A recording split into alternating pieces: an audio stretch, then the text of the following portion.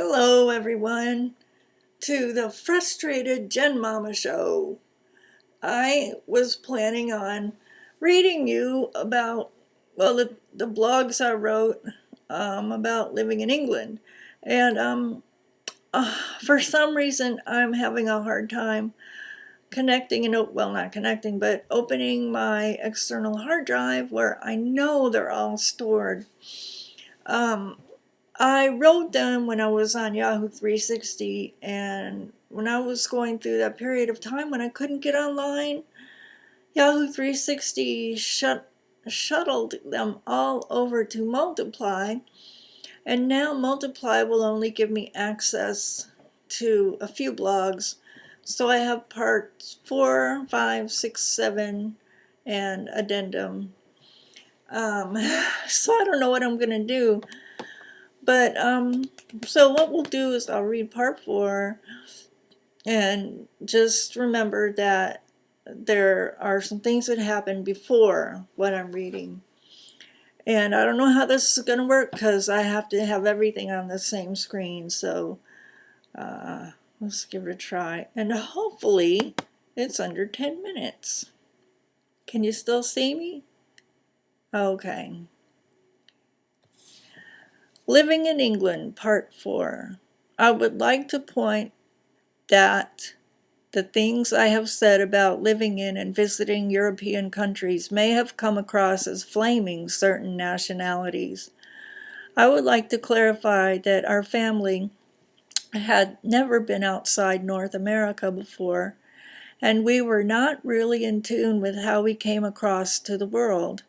When we first got to Europe, and we found we were looked upon with disdain, we came to the only conclusion we came to was that we thought it could be possible that it was because our president was Nixon. We didn't like him at all, so why would anyone else like him or his countrymen?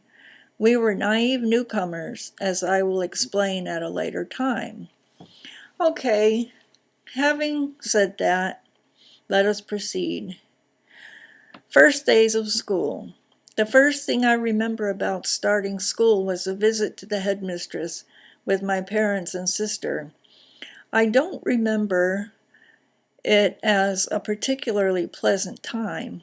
After she laid down the law, most of which I didn't understand, she took us to our new classrooms. The very first thing that happened is, when she opened up my classroom door, all the students and classroom teacher rose to attention. I had never seen that done before. Welcome to school in England. As I learned quickly, you had to stand up any time a teacher or headmistress entered the room. It took almost no time at all to make friends, as I was a novelty in my class, being a foreigner and all. I am so lucky. At least I understood most of what they said. I had to learn a whole new slang, but I had great teachers, my classmates.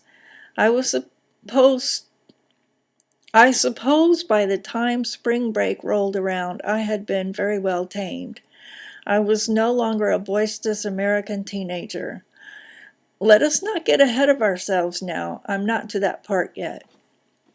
One thing I love to do outside of school is meet up with friends at the nearest fish and chip stand.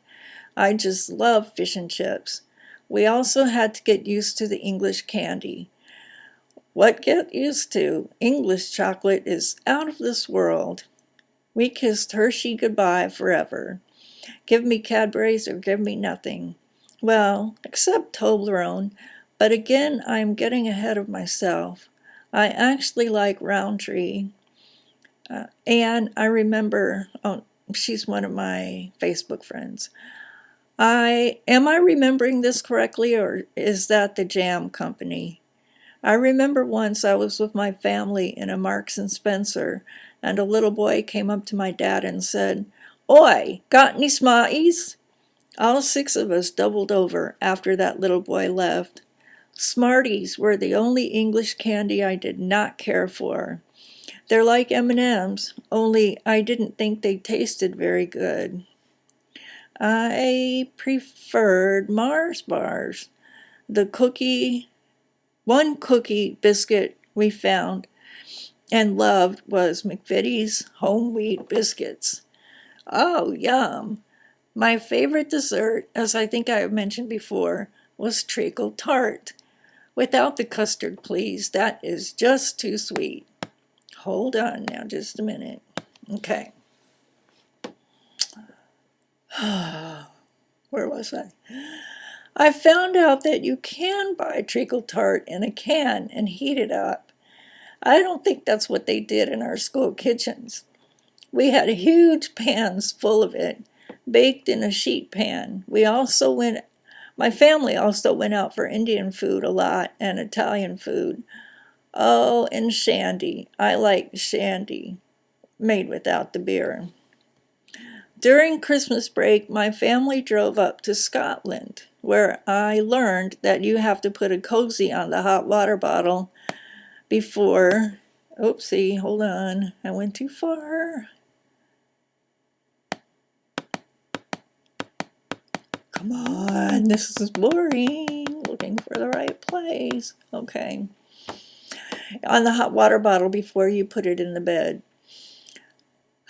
It was so cold up there, and when I got in the bed and that hot water bottle was in there, I thought I had died and gone to heaven, till about 3 hours later and I woke up with frozen feet.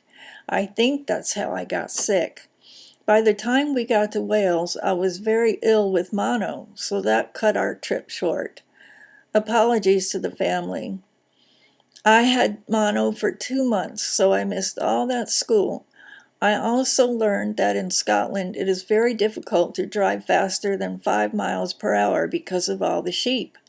The sheep don't just cross the road, they walk down it as though its purpose was to lead them home. My parents wouldn't let us get out of the van to herd the sheep off the road.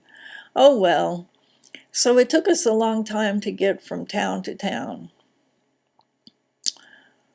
We enjoyed Edinburgh very much. We hiked up to Arthur's Seat one day, and there sure was a lot of sheep dung up there.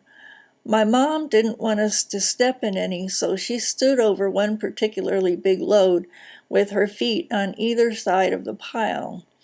Imagine 4 children taunting you for that one. I really pity her. Oops, looks like the old American behavior starting to come back. At any rate, we were much better behaved this trip than we had been in the summer. Not well enough behaved, though. I think it's because our bed and breakfast hostess was so old and we were just children. That's what I thought then, anyway. More memories I have of school. School bullies were going around at lunch one day asking unsuspecting victims if they were virgins or not. They made one of my friends cry because she didn't know what a virgin was, and the bullies were pushing her for an answer. Even after all her friends told her to say no, she wouldn't, and she kept on crying. Another thing, I got busted for bringing comic books to school. Wouldn't you know? I also subscribed to a teen girl magazine called Jackie, and I had to go to the local tobacconist to pay my bill once a month. We had our mail delivered twice a day, and my Jackie magazine came about 6 a.m. I always heard it thud on the floor as it came through the mail slot. That sound made me very happy.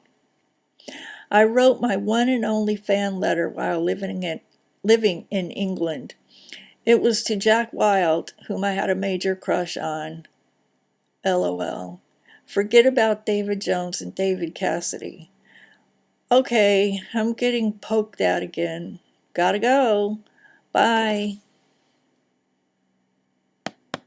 Okay. Now, hold on a second. Please bear with me. Ooh. Okay, let me stop and see if it worked. I hope so.